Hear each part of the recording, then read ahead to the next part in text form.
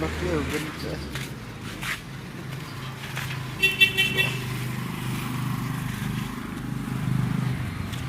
Okay mga boss, Dominar 400 tayo muna. Ang problema nito mga boss, hindi umaandar nung dinala dito, ikinarga na lang siya sa habal-habal. Ang history niya, kinarwash, nag-check engine, tapos ayaw na umi-start. Ngayon, dinala sa shop, sa ibang shop mga boss, isiniris gamit ang battery ng jeep daw, sabi ng may-ari.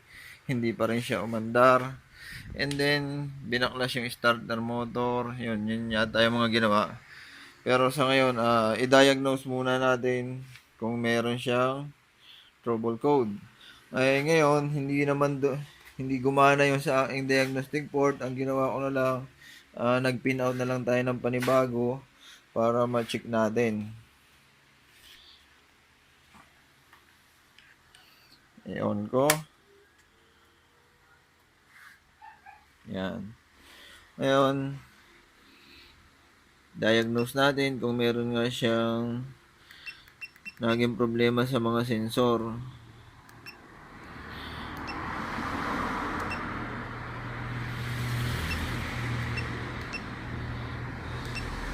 So yung mga boss, wala naman siyang wala siyang trouble code. Kaya lang hindi siya umaandar.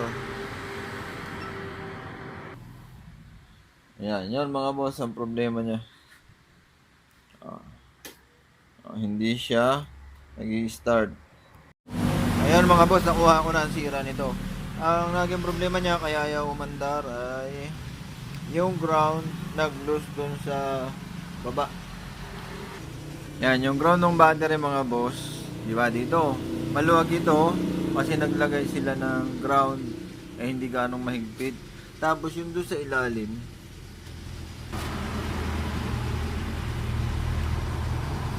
yan yung boss, yung nasa ilalim na yan, loose na rin kasi nagka-corrosion. Yun yung naging problema kaya ayaw niya umi-start.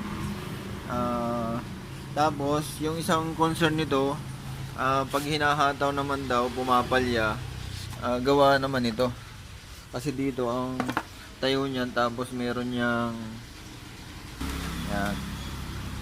Tapos yung pagkapalya niya mga boss, pagka high RPM, yung pag-aalagay kasi nito, natatabunan yung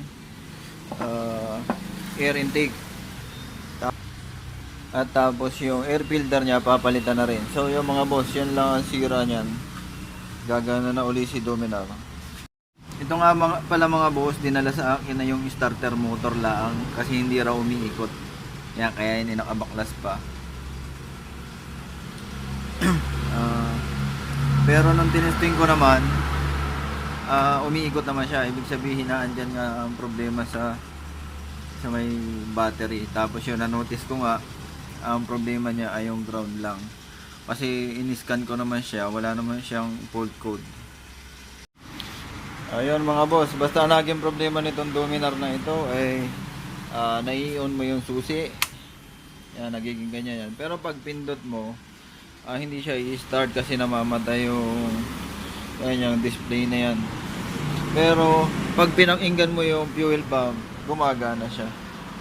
Kaya yun, i-try nyo na lang mga boss kung magiging problema nung ganun ay nung sa inyong Dominar ay ganyan. Check nyo yung ito, tapos yung dito, at saka yung doon sa ilalim nga nito. Yun lang. Yan, naandar na yan mga boss.